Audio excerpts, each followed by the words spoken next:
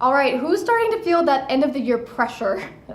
Yeah, there's so much stuff that can come down here at the end of the year. Major projects, last minute requests, fiscal year end tasks, or even just big goals.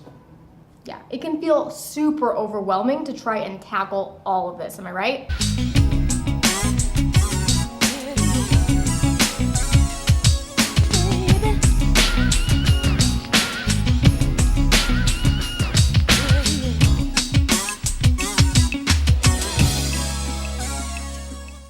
Guys, it's time to escape the end of year pressure before it just eats you up alive. Yes. And the reason that we feel such a big pressure at the end of the year is because there's really high expectations to finish the year strong. So our bosses need us to do those fiscal end of the year tasks, and we also have additional home responsibilities that we didn't actually plan for. Here's the thing, guys, we have a finite amount of time. All we can do is get in control of it. So let's get honest. How do we win the end of the year? All right, so for those of you who have 1,000,001 shallow type tasks, and these are things that are kind of lower level, like admin, check the box type activities, then the number one thing that we need to do is make sure that we're saying no to everything except our very top priorities. Yeah, there's no way around it. Everything that is not on deadline has to go bye-bye, sayonara, cut the cord. Stop letting these tasks weigh on your mind. You're shooting yourself with the second arrow. The first arrow is the task, the second arrow is feeling guilty about it. Yeah, so all of your energy should be poured into those essential tasks.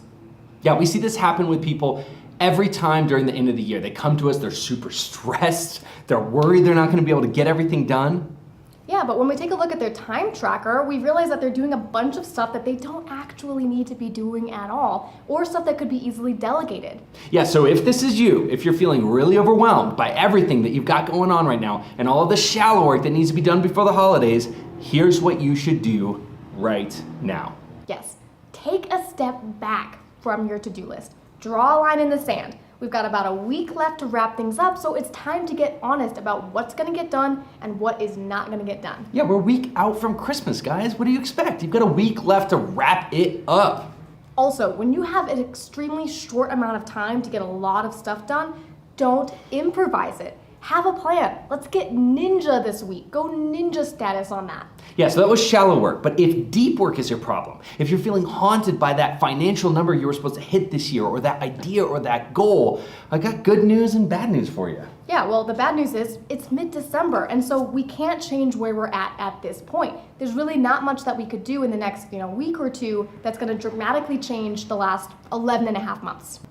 The good news, guys, is all you need to do is practice some acceptance, and you can do that right now watching this video.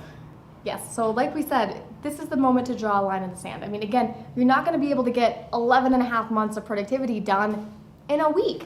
And so a much better use of your time is to realign yourself with your goals and get ready to hit the gas on January 1st. Yeah, absolutely. This guilt and frustration is not serving you. Believe me, I know how frustrating it can feel to fall just short of that big annual goal, or maybe really short of the goal. And we set these big goals for ourselves for a reason, to aspire to them, but we have to accept reality. And at the end of the year is not a good time to try to sacrifice your sanity in order to hit a goal that if you haven't gotten there, you ain't gonna get there.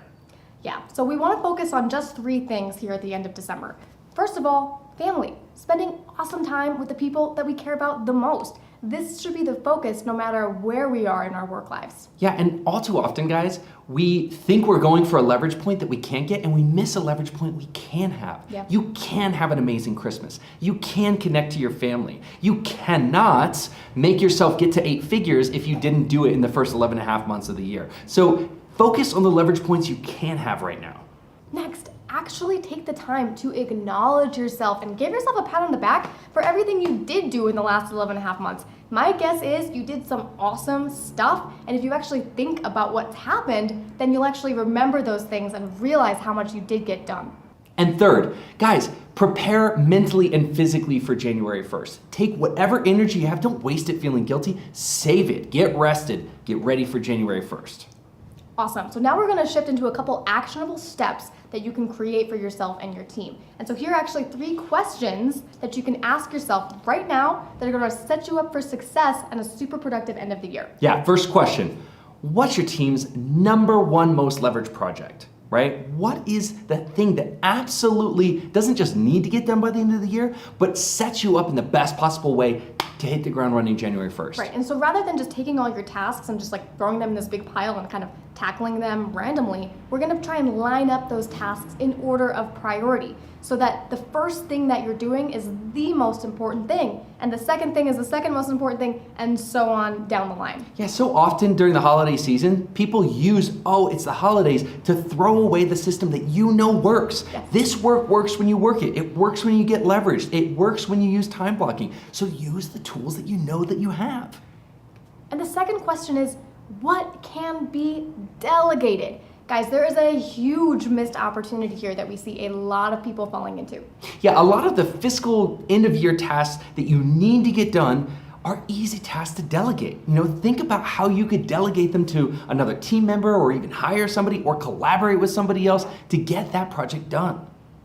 The end of the year is also a great opportunity to take that little bit of extra time and do each task for the last time. So how awesome would it be if next year you didn't have to do all those fiscal end of year tasks, right? Yeah. For the projects we hate, we create a standard operating procedure and we allocate 30% more time. So yeah, I'm gonna do it this year, and yeah, it stinks, but you know what? This is the last time I'm ever gonna do it. The third question to ask yourself is, what does good enough look like? And when we really take the time to ask what does good enough look like versus what does perfect look like, then we open ourselves up to a lot of creative ways to get that task done. Yeah, maybe earlier in the year you had a similar project and you can repurpose those materials to this and get it done quicker. Yeah, maybe you can delegate it to somebody. Maybe you can collaborate with another team member on it to make it go faster. Okay, now let's talk about those of you who aren't under the gun. Those of you who worked the work and it worked for you this year. Guys, congratulations. You've already got a system that's working for you. You are finally at a point in your life when you're not scrambling the last couple weeks before the holidays. Yeah, we don't want to ignore you guys. We see you, we recognize you, we validate you. Good work this year. The next question is for you. What can I do to make next year easier and better? Yeah, take a moment right now at the end of the year. Reflect on what's happened, right? Ask yourself, what can I do next year to take it even further, to make it easier and smoother? And write those down and create a little, report for yourself. Yeah, this is what we call a Make It Better or MIB report. It is awesome. It is a post-mortem analysis of your entire last year. All right, guys, let's get powerful about our time this week. Let's use the tools that we know that work for us. So leave us a comment below. Tell us, what's your focus on closing out 2018 strong? See you in the comments, guys.